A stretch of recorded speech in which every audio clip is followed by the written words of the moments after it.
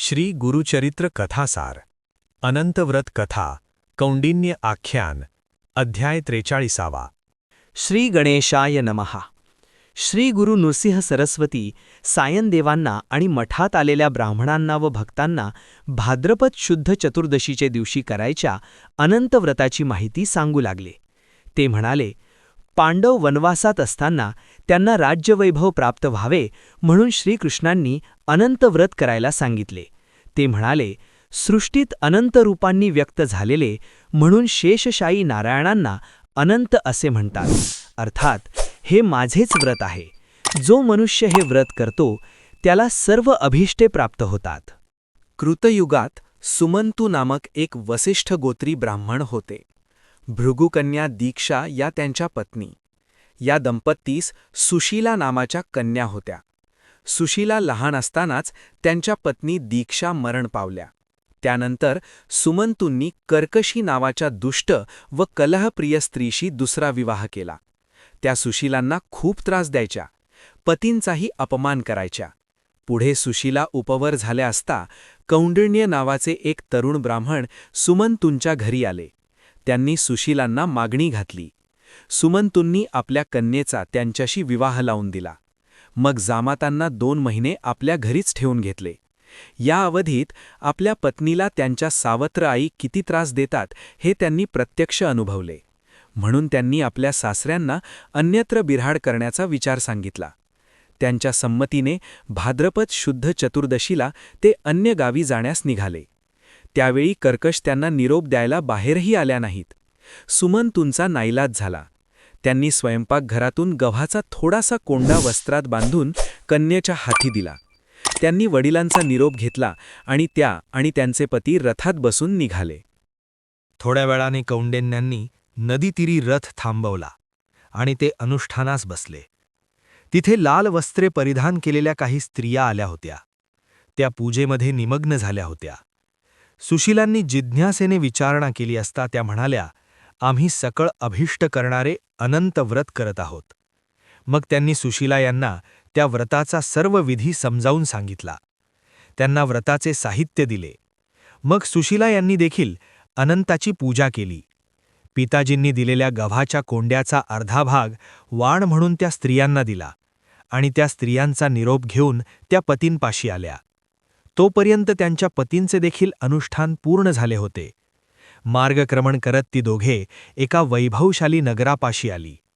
तेथील लोकांनी कौंडिन्यांचे स्वागत केले आणि हे तपोनिधी, आजपासून तुम्हीच या नगराचे अधिपती आहात असे म्हणून त्या दोघांना वाजत गाजत प्रासादात नेले.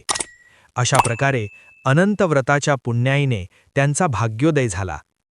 काही दिवसांनी कौंडिन्यांनी सुशीलांना विचारले, तुमच्या हातात हा लाल दोरा कसला? तेव्हा सुशीला यांनी कौंडिन्यांना सर्व हकीकत सांगितली व म्हणाल्या, अनंतव्रत केल्यामुळेच आपल्याला राजलक्ष्मी प्राप्त झाली आहे. हे ऐकून त्यांना खूपच राग आला. ते म्हणाले, कोण अनंत? कसला दोरा?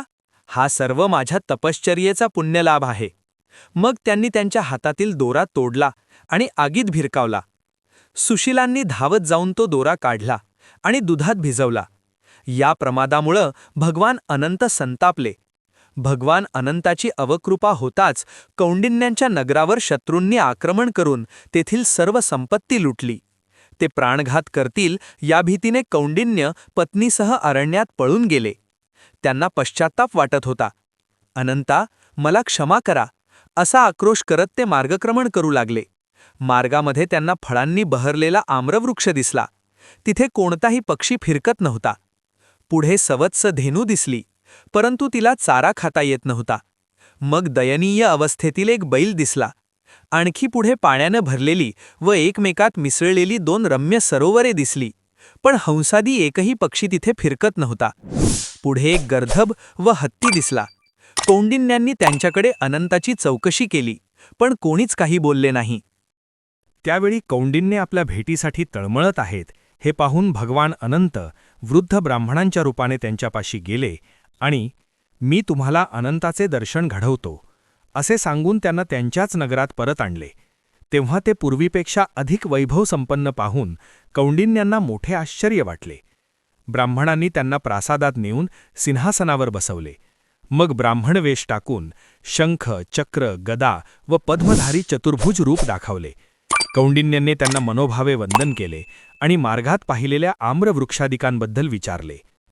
अनंत म्हणाले, तो आम्रवृक्ष पूर्वजन्मी विद्वान ब्राह्मण होता. त्याने आपल्या शिष्यांना कधीही ज्ञान दिले नाही.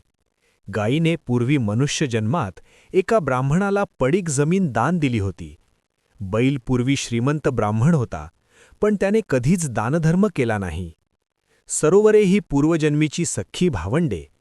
त्या बहिणींनी जे काही द्यायचे ते एकमेकींनाच दिले, दुसऱ्यांना कधीच काही दिले नाही.